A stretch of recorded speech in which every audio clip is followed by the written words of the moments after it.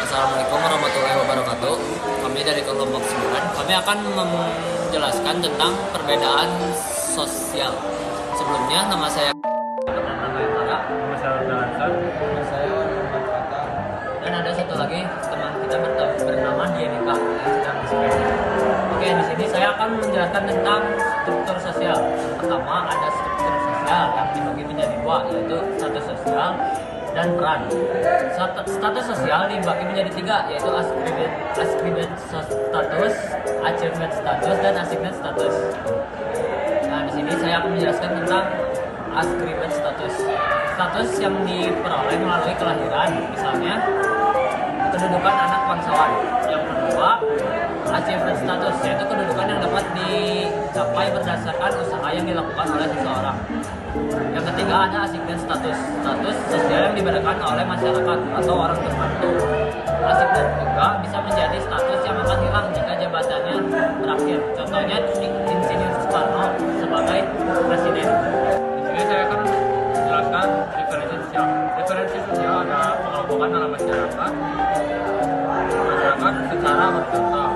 Ciri-ciri fisiknya ada sosial dan budaya.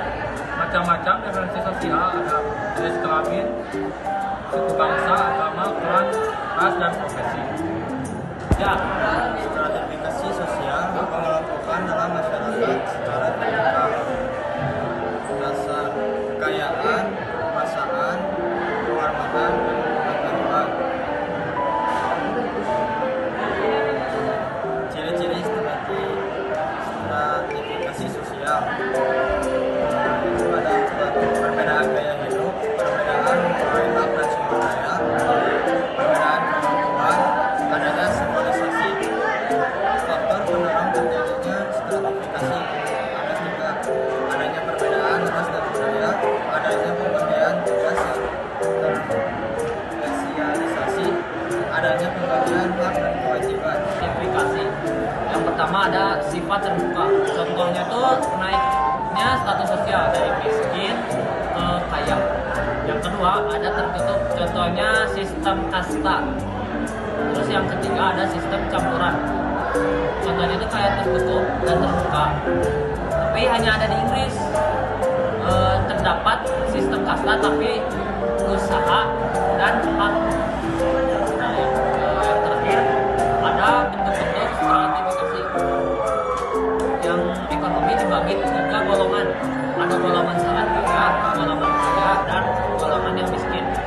Yang bagian politik ada kasta. Bagian kasta itu dibagi empat.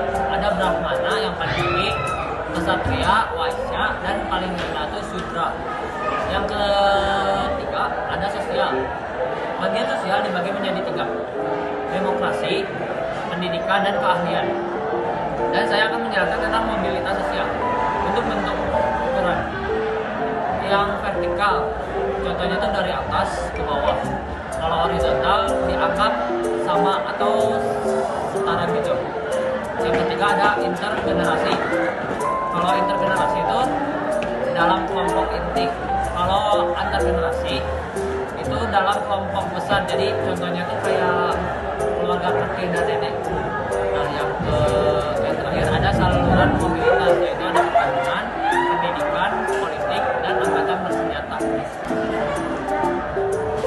Sekian dari kami. Mohon maaf bila ada salah kata. Terima kasih. Wassalamualaikum. Peace. Bye.